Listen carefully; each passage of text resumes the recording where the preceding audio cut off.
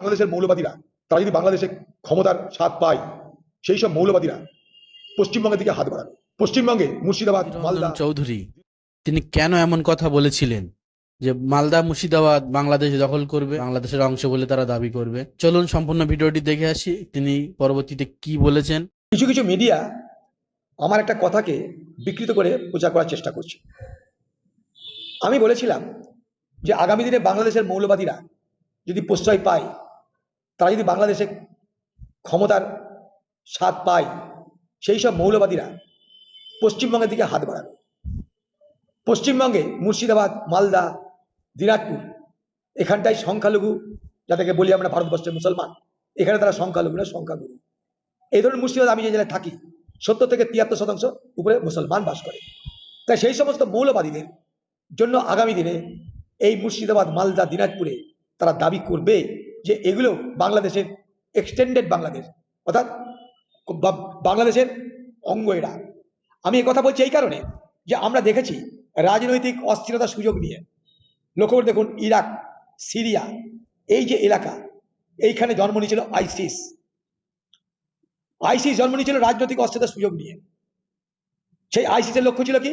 তাদের সাম্রাজ্য বাড়ানো। তাদের সাম্রাজ্যের নাম খালিফের সাম্রাজ্য। নতুন করে তারা বললো আমরা খালিফ হচ্ছি। ইসলাম ধর্মে খালিফ হওয়ার কোনো গল্প নেই। তারা নিজেকে খালিফ দেওয়া দাবি করছে, দাবি করেছিল। বাগদুদি কথা মনে করে দেখুন, তারা তাদের সাম্রাজ্য বিস্তার করছিল। এটা হচ্ছে মৌলবাদের চরিত্র। ঠিক একই রকম ভাবে বাংলাদেশে আজকে যদি মৌলবাদকে রোখা না যায়, সেই মৌলবাদ আগামী দিনে তারা বলবে যে যেখানে মুসলমান বেশি সেটাই আমাদের রাজ্য। এক্সটেন্ডেড বাংলাদেশের কথা তাদের মুখে আসতে পারে, আমার আশঙ্কা, এখনো আশঙ্কা। একটা জার্মানি ওয়ার্ড আছে লেভেনস্ট্রাম, অর্থাৎ তারা জিওগ্রাফিক্যাল এক্সটেনশন চাইবে। একটা সময় এই মুর্শিদাবাদ জেলা দুদিন পর স্বাধীন হয়েছিল, সেদিনও মৌলবাদীদের দাবি ছিল মুর্শিদাবাদ পাকিস্তানের অন্তর্গত, মনে করে দেখুন। কারণ এখানে মুসলমান সংখ্যায় বেশি ছিল, আজও মুসলমান সংখ্যায় বেশি। তাই সেই শক্তি যখন আবার নতুন করে বাংলাদেশে উত্থান ঘটাচ্ছে, সেই শক্তি যখন বাংলাদেশে উত্থিত হচ্ছে, সেই শক্তি যখন প্রকাশ বাংলাদেশে পাওয়া যাচ্ছে, সেই মৌলবাদকে যদি অচিরে সেই বাংলাদেশের মানুষ প্রত্যাখ্যান না করে, সেখানকার সরকারি মদতে সেখানে যদি সেই সমস্ত মৌলবাদীদের অবাধ বিচরণ ক্ষেত্র হয়, তাহলে আগামী দিনে অবশ্যই তারা লক্ষ্য করবে পশ্চিমবঙ্গ, যেখানে যেখানে মুসলমান সংখ্যাগরিষ্ঠ। তারা টার্গেট করবে মালদা, দিনাজপুর, মুর্শিদাবাদ, 24 পরগনার বিভিন্ন মুসলিম প্রধান এলাকা। এটা স্বাভাবিক, তাদের স্ট্র্যাটেজির কথা বলেছি আমি।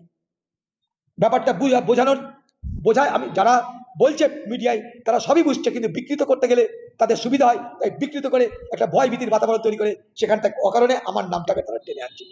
আপনাদের আবার পরিষ্কার করে দিলাম, কারণ যদি মনে কোনো প্রশ্ন থাকে আপনাদের উপর আমাদের জিজ্ঞেস করবেন, জিজ্ঞেস করে আবার বলবেন আমাকে। সম্পূর্ণ ভিডিওটি আপনারা দেখলেন, আপনাদের মূল্যবান বক্তব্য আমাদের কমেন্টে অবশ্যই জানাবেন।